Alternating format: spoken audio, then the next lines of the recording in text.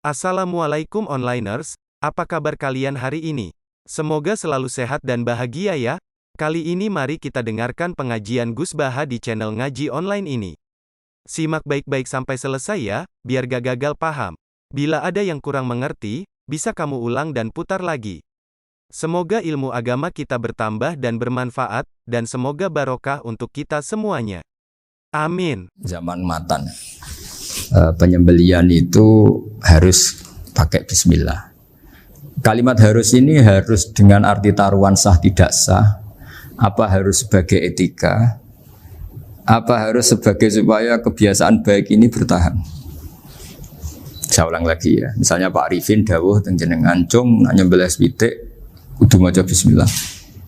Kalau kamu memotong hewan harus baca bismillah. Kata harus itu apa artinya syarat sah? Sehingga kalau tidak baca tidak sah.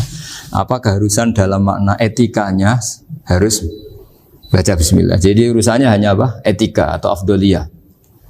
Atau kita tidak ingin kultur baca bismillah itu hilang. Sehingga barang tidak wajib pun kita wajibkan supaya kultur baca bismillah itu tidak hilang. Nah, Imam Syafi'i itu milih yang tidak wajib. Itu hanya urusan etika.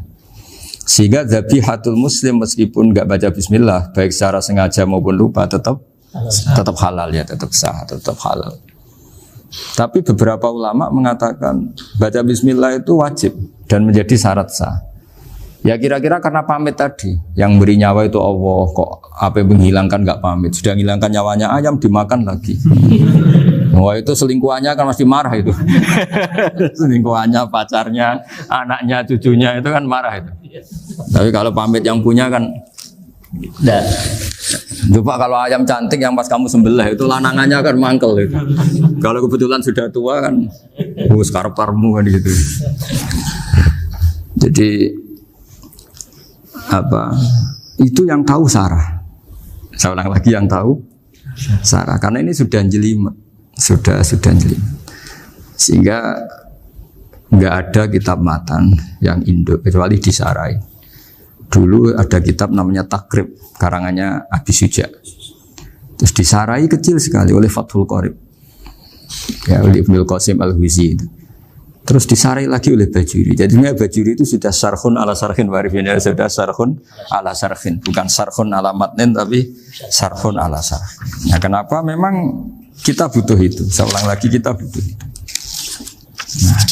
Nah, kenapa butuh? Ya karena mau tidak mau. Saya ulang lagi mau tidak mau. Karena matan itu seperti itu. Misalnya matan cerita. Yang dikatakan menyembelih itu apa? Ya nyembelih itu ya nyembelih. Nyembelih itu memotong hewan. Terus motongnya dari mana? Kalau kamu motong hewan dari mana coba? Dari belakang atau dari depan? Dari mana? Depan misalnya. Pertanyaannya, ketika dari depan itu paling penting terpotong al-hulkum wal mari misalnya. Yang satu majrur to'am, yang satu majrur ruh, ya gitu, majrur nafas. Tapi andekan dari belakang gimana? Tapi tetap terpotong. Mulai ribet kan? Kalau kubu sebelah kan enak, pokoknya nggak sunah rasul seperti itu, nggak mau debat. Tapi kita enggak, cara berpikir enggak gitu. Ini kan status hukumnya halal apa haram ketika ada orang motong hewan dari belakang. Nah, terus kita berdebat kan, mesti berdebat itu mau dibilang haram, nyatanya memenuhi syarat apa tadi pemotongan. Nah, hukumnya kena, amarinya kena. Mau dibilang halal, jangan-jangan pitiknya sudah pingsan, sudah mati karena dogrok-dogrok dari belakang. Nah, itu terus ulama debat. Nah, kan mungkin juga. Ya kan, pitiknya sudah setengah kena corona, pingsan terus.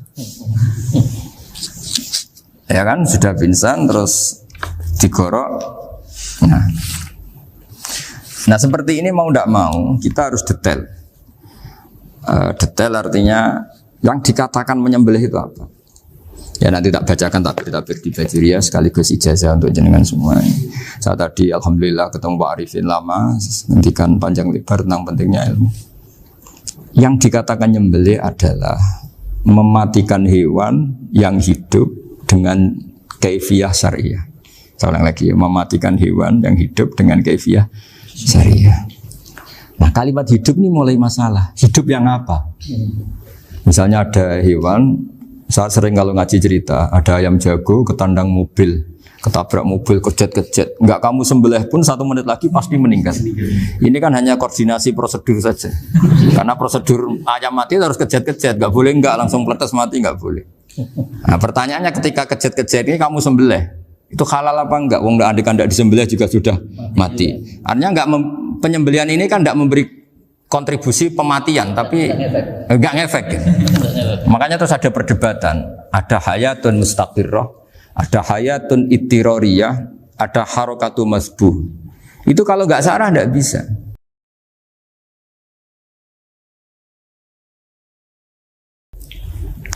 Lalu pertanyaan nakalnya begini, saya itu betul pernah ngalami itu. Wayam jago itu kan mahal, apalagi kalau Bangkok kan. Saya pas jalan-jalan sama anak saya, sama jalan-jalan mau ke pasar itu di pertolongan tuar mak. Gus halal toh ora? Karena tanya orang awam, halal kata saya. Gitu. Padahal andai kan tidak disembelih ya pasti mati. Suatu saat ada yang mengkonfirmasi lagi. Saya bilang kalau kiai ya tidak pantas makan ayam gitu, tapi kalau kamu tidak kiai ya pantas saja. Daripada rata halal lo geremeng eman kan ribet. Nah sebetulnya itu dalam mazhab Syafi'i itu tidak halal karena dia sudah tidak punya hayatun mustaqirrah.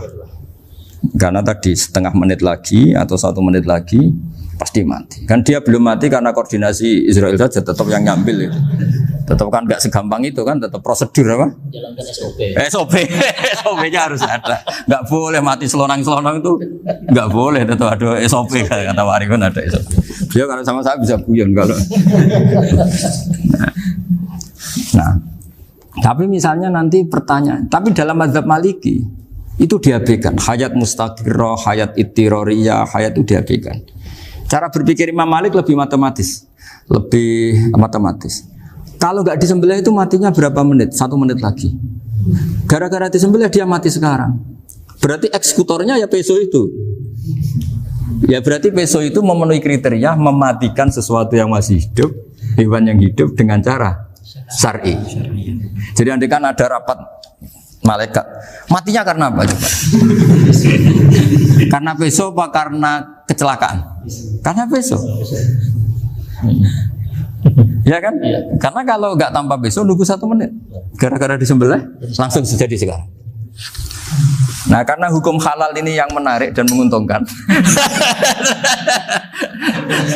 Di bab ini orang jadi Malikiyah semua. Mana maksudnya? Jadi kita ini sebetulnya Syafi'i pecundang gitu. Syafi'i partai politik. Jadi kalau sedang tidak menguntungkan ya tidak. Kata siapa kita Syafi'i banget? Tidak juga itu. Ya. Jadi karena tadi ya kalau pada level apa?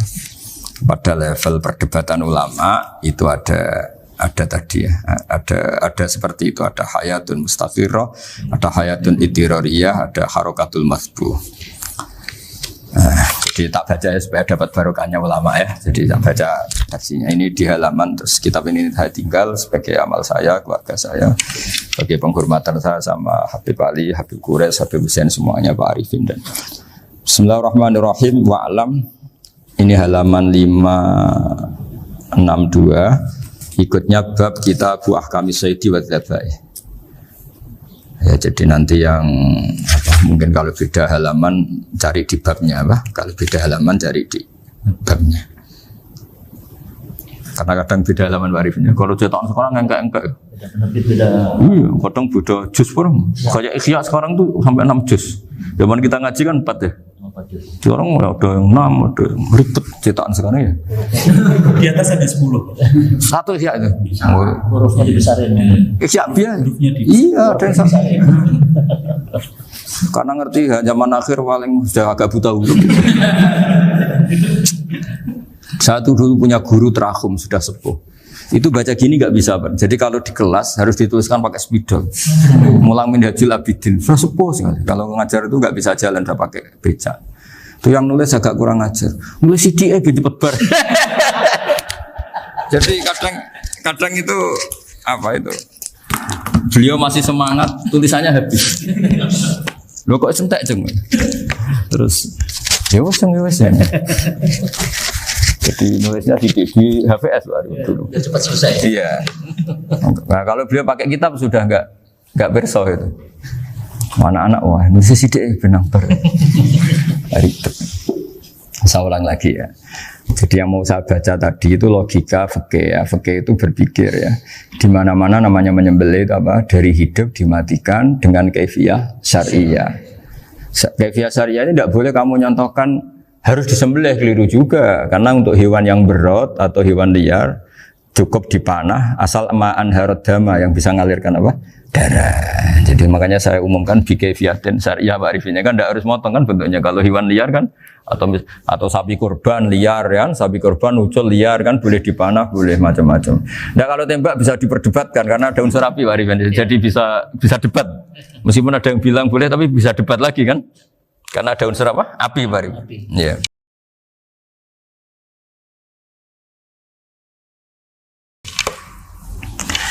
Tapi ini saya cerita umumnya bikaifiyatin syariah. Nah, karena kalimat hewan hidup, ada kalimat hidup. Hidup yang apa kan pertanyaannya? Hidup yang sudah kejet-kejet, misalnya sudah koma, sudah kena corona, disentak istrinya itu. Apalagi ayamnya menyaksikan pasangannya diselingkuhi, wah itu sudah stroke itu dia. Nah itu. Makanya kalau orang suka macam-macam itu kayak ayam makanya itu. Saya baca ya. Bismillahirrahmanirrahim. Wa'lam annahu yujadu fi ibaratihim hayatun mustaqirrah, hayatun mustamirrah, harakatu madhbuh. Wa yuqalu aisyu madhbuhin. Wal farqu bainaha annal hayata al mustaqirrah yakunu ma'ha ibsarun bi ikhtiyarin wa nutqun yu bi ikhtiyarin wa harakatun ikhtiyariyah. Wal hayat al mustamirah ya allati tastamiru ila khurujir ruh minal jasad. Wa harakatul masbuh ya allati la yabqa maha ibsarun bi ikhtiyarin wala nutqun bi ikhtiyarin wala harakatu ikhtiyariyah. Bal yakun maha ibsar wa nutqun wa harakatun ittirariyah ini. Wa ba'duhum farraqa bainahuma. Sampai saat terus ini. Jadi ini perbedaan-perbedaan pandangan ulama. Nah, Imam Malik itu mengabaikan semua istilah itu. Sing penting pas mbok sembelih iku kecelok urip, cara wong Jawa iku kecelok urip. Cek hayat mustaqirrah, cek ittirariyah, cek harakatu masbuh, pokoknya kecelok urip. Ane kecelok urip bisa dibilang masih hidup. Karena kalau bisa dibilang masih hidup, kamu sembelih tetap nanti rapat malaikat kira-kira gitu. Ini matinya karena apa? Karena kecelakaan. Oh, kalau kecelakaan 1 menit lagi matinya dong. Tapi kan matinya sekarang ya karena disembelih. Nah tadi saya bilang sebenarnya mazhab Syafi'i itu tidak seperti itu. Karena Imam Malik menghalalkan, biasanya penggemarnya lebih banyak. Di bab bangsa halal itu kan penggemarnya masih banyak. Tapi ya sudahlah, itu masih ahli sunnah karena salah satu dari mazhab 4. Tapi logikanya juga masuk. Jadi kita bukan sekedar taklid ke Imam Malik, tapi kalau kita ikhtiyat ikut Imam Syafi'i ya monggo, karena mungkin secara medis karena mengalami seperti itu mungkin tingkat kesehatannya apanya sudah ya sudah lah, yang penting makanya terus orang Jawa pinter nak PTE jago ya halal, nak cilik enggak lah. Itu kan ibarat perdebatan antara kepiting sama yuyu. Yang menghalalkan kepiting itu mengharamkan yuyu. Tahu yuyu yang kecil di sawah ya. Tak tanya, kenapa yuyu halal? Karena amfibi Gus, bisa hidup di dua alam. Memangnya kepiting enggak? Oh beda. Ternyata beda maksudnya. Eman Gus kalau haram. Eman kan kalau yuyu haram kan enggak ngefek kan kecil. Ini mufti kok. Oh udah kadang halal, udah kadang makan selama ini. Iya selama ini udah kadang makan itu. Makanya banyak kiai yang mengharamkan kepiting sebetulnya, tapi minoritas kan? Minoritas. Tapi yang mengharamkan yuyu mayoritas, wong kecil aja. Jadi kita ribet ikut siapa? Gitu. Kata siapa? Ahli fikih gak mikir untung rugi. Makanya saya ini bingung, jadi saya ini kan kiai ya, kiai betul. Susah kadang jadi kiai. Sebagian guru saya itu mengharamkan kepiting. Nah kalau kayak dolan di daerah Juwono Mas Nafis daerah itu. Penghormatan tertinggi santri itu kalau nyugoi kiainya kepiting karena itu makanan termahal. Bingung kan dia? Mau tidak makan itu kayaknya dipersiapkan betul Pak Ribon. Sudah ada effort ya. Warna nyari yang mahal kan. Mau makan itu sebagian guru kita mengharamkan. Akhirnya ya darurat tadi. Makan sekadarnya. Kalau saya habis 3 pasti israf. Kalau habis 1 prosedur hormat yang nyugui. Itu susahnya jadi kiai. Kalau kamu kan tidak kiai, mumpung gratis. Enaknya gak jadi kiai kan itu Mas. Pertimbangannya mumpung gratis. Sudah gitu masih mun dibutuh mawon, makai dibutuh mawon. Oh, digawa tenan. Tapi sebetulnya ada sisi naif dari yang bilang halal tadi. Ketika yang bilang halal, naif itu versinya, tapi ya nggak apa-apa, semoga dimaafkan Allah.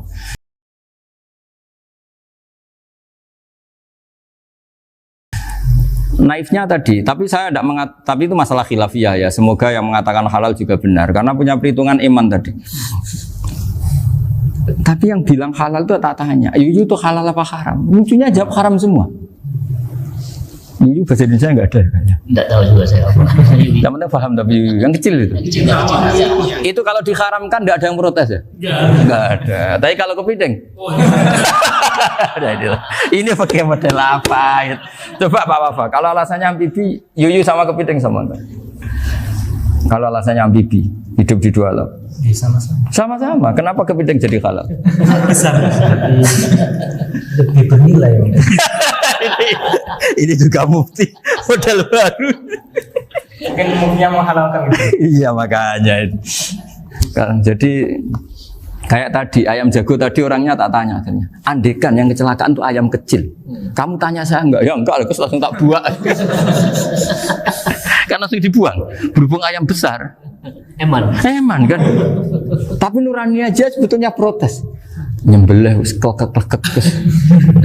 Kadang kan apa kejet-kejet itu sudah tunggu SOP dari Pak. Ya tapi apapun itu ini ilmu harus didengar ya supaya sampean tahu ya, ada hayat mustaqirroh, ada hayat mustamirroh, ada hayat ittiroriyah, paling enggak kita ngerti lah. Karena nanti di bab B, ya nyun sewu di bab apa B, itu ya nanti nggak sahnya karena apa? Tidak mutamawal. Misalnya saya punya utang sama Pak Arifin ayam jago, tak bayar dengan jago yang mengalami kehidupan sudah seperti itu, kan tidak sah. Meskipun itu hidup tapi sudah tidak hayat yang mustamirroh, tidak normal. Jadi ilmu itu apapun tidak cocok kita karena beda mazhab misalnya, tetap sebagai apa? Ilmu. Jadi jangan pernah anti ilmu meskipun kita tidak cocok. Dulu saya itu heran sama Abu Hanifah karena membolehkan merujuk wakaf. Wakaf itu kan nggak boleh ditarik kembali dalam mazhab Syafi'i dan hampir semua ulama bilang gitu. Tapi kalau kata Abu Hanifah, jika nazir yang nerima itu tidak sesuai rencana kita, keinginan kita, itu boleh narik kembali. Fa innal waqfa atiyatun makhdoh, kata beliau. Wakaf itu ya pemberian normal saja. Suatu saat ada peristiwa gini Pak Arifin ya, ada orang kaya raya mewakafkan tanah itu senilai kalau nggak salah itu 60 miliar. Singkat cerita beliau bermain apa gitu, bisnis apa itu bangkrut. Kemudian itu belum disertifikatkan wakaf. Kemudian nggak ada yang disawang coro Jawa, nggak ada yang dilihat, terus mau dibeli sama nyuwun sewu sampai yang mau beli yang mampu itu non muslim. Singkat cerita ada orang kaya muslim yang mau beli itu tapi ada problem karena itu wakaf. Tapi kalau nggak dibeli itu malah dibeli non muslim. Tanya saya, akhirnya saya jawab nggak apa-apa dibeli saja. Ikuti mazhab Abu Hanifah. Karena kalau mazhab Syafi'i itu nggak sah semua pembeliannya. Tapi apa artinya mazhab kalau kita berpikir nggak sah tapi yang jual melakukan? Nah itu yang nggak dipikirkan oleh orang-orang fikih yang di Menara Gading. Apa gunanya kita bilang nggak sah, tapi yang punya tanah tadi tetap menjual. Karena tidak mengindahkan hukum itu, mau apa? Makanya saya bilang bagi tentang Gus itu nggak ada kaulnya dalam mazhab Syafi'i. Saya bilang kamu mengharamkan itu tidak ada gunanya karena itu tetap dilakukan. Jadi kita pertimbangannya ndak itu, daripada dikuasai situ mendingan kita. Betul. Nah itu sisi-sisi fikih. Makanya ini kita ngaji fikih tidak segampang itu memberi fatwa karena pertimbangannya banyak Pak. Dari hitam putih. Dari hitam putih gitu maksud saya, ini cerita. Jadi nanti kamu ngerti. Jadi mau apa coba? Itu kan ibarat gini. Hukumnya kita ngajar perempuan itu masalah sebetulnya secara karena itu ajnabiyah. Tapi fikih mentoleransi li ajli ta'lim karena untuk belajar enggak apa-apa. Kalau sudah jadi fakta itu ribet. Dia maunya belajar sama kamu dan sekali kamu tidak mau belajar ke yang lain yang potensi menyesatkan. Jadi fikihnya bukan masalah nazar lagi, sudah sudah penyelamatan. Ribet kan kalau sudah begitu. Saya punya kenangan yang menurut saya itu harus jadi trauma. Siapapun harus jadi trauma. Ini cerita sedikit. Ini masih ngaji fikih, pertimbangan. Ada orang itu sangat khusyuk, Pak. Sangat khusyuknya di rumahnya Pak Wafa itu nggak ada TV, nggak ada motor, nggak ada apa saja. Ketika anaknya berkembang agak dewasa, itu pertama naik motor, itu ya utang jasa sama kawan-kawannya. Pertama dia ngelihat nikmati TV ya dari kawan-kawannya. Corong Jawa, mbek tanggane lah. Padahal orang tuanya ini protektif justru karena banyak tanggane sing nggak pati Islami lah. Ya mereka orang Islam tapi ya nggak sholat, nggak apa. Singkat cerita orang tuanya ini datang ke rumah sana nangis, nangis Gus. Sekarang saya ikrar bahwa mazhab Abah jenengan Kiai Nur Salim, bapak saya itu mazhab jenengan itu lebih hebat timbang mazhab kula. Nangis dia. Dulu saya itu agak menyalahkan Kiai Nur Salim jenengan karena longgar di rumah ada TV ada motor. Terus dia cerita. Nah karena anaknya ini pertama bisa naik motor, untuk anak ABG ini kan jasa yang luar biasa. Karena dia butuh sekali bisa naik motor, dipinjemin. Akhirnya walhasil anaknya ini yang saya merantau ke Jakarta kemana, akhirnya lam yusolli wa lam yasum. Padahal anaknya ya kiai kampung. Terus tak ceritain. Akhirnya dia tanya, kenapa sih Gus jenengan sama Abah kok longgar gitu sama anak? Tak cerita ini gini Pak Arifin, menurut ilmu al-insan abdul ihsan, manusia itu budaknya kebaikan. Karena utang jasanya sama anak ini, ya dia akan ainut anak ini. Sementara kenangannya mbek jenengan mbok amui. Tidak boleh. Dia baru ngakui ya Gus saya itu nyun sewu hanya khusyuk tapi kurang ilmu. Tadi dia hanya berdasar khusyuk. Bocah kok main delok TV kan pikirannya hanya gitu. Ini cerita ilmu, saya bukan menjustifikasi manapun, ini kan cerita ilmu Pak Arifin ya. Jadi semuanya itu ada hitung-hitungannya. Coba kalau kita terlalu stakung be anak pertama naik motor, jasanya orang nggak sholat ya. Pertama roh TV, jasanya orang nggak sholat. Coba terikatnya anak ini sama kita apa sama orang itu? Sama orang itu. Bayangkan kalau umur ABG. Kalau umur sak Pak Arifin Pak Wafa ini nafsu astagfirullah kan. Gue job tua nome orang. Gaya tok, bareng tua udah khusus gue gaya tok. Aslinya namanya bodoh. Ya saya sama semua. Cuma saya kan lebih jujur dari biasa. Jadi orang itu harus ngitung gitu. Itu kenapa Mbah Mun tuh kayak alim alama. Setahu saya dalamnya ada TV. Putra-putra ini lihat TV. Meskipun kita tidak mungkiri negatifnya TV, kita nggak mungkiri Pak Arifin ya. Tapi tadi ketika anak-anak ABG itu pertama lihat TV jasanya tombol nih. Kalau kebetulan tanggane wong soleh nggak masalah ya. Kalau enggak, itu nangis ke rumah saya itu ya. Nyesel dia. Tapi saya bilang gini, ini jenengan tiang soleh, mesti anak jenengan suatu saat kembali. Coba pola jenengan harus rubah. Ini hebatnya Nabi. Ketika Sayyidah Aisyah masih kecil, minta diperlihatkan Li'bul Habasyah. Itu ya diturutin kan masyhur itu. Kayak apa Nabi? Karena kalau nggak diturutin, pasti Sayyidah Aisyah akan ngidolakan mainan yang lain yang di luaran sana malah. Itu karena Nabi punya kearifan tadi. Jadi ini kan ilmu, lagi-lagi ilmu. Jadi yang semua itu harus dibaca dengan ilmu. Makanya kata Nabi, ad-dunya mal'unatun mal'unun fiha illa dzikrawah wa ma'alahu aw aliman aw muta'alliman. Karena dunia ini hanya bisa dibaca dengan ilmu. Yang diridai Allah maksud saya hanya bisa saya itu banyak kenal menteri, kenal pejabat. Tapi saya tidak pernah melihat itu sebagai pejabat. Melihatnya itu orang yang ingin belajar agama. Karena sekali salah melihat, yang hidup itu tamaknya Pak Arifin. Yang hidup kan tamaknya. Saya kenal orang kaya kok melihat kayanya, yang hidup itu tamaknya. Ingin dapat ini, dapat. Tapi kalau melihat itu sebagai hamba Allah yang ingin belajar, insya Allah kita selamat dari tamak. Meskipun kita ya manusia tidak sempurna. Setidaknya ketika dia lomo atau tidak lomo, nyalami template apa tidak ngefek karena kita melihat ini mau belajar. Tapi kalau kamu didorong tamak, katanya orang kaya ternyata nggak tahu haknya kiai, ribet kan? Ribet. Ya kalau kamu punya santri cantik ya lihat itu sebagai santri kamu. Jangan melihat ini mau nggak sama saya, kalau enggak ya wah ya ribet kalau gitu.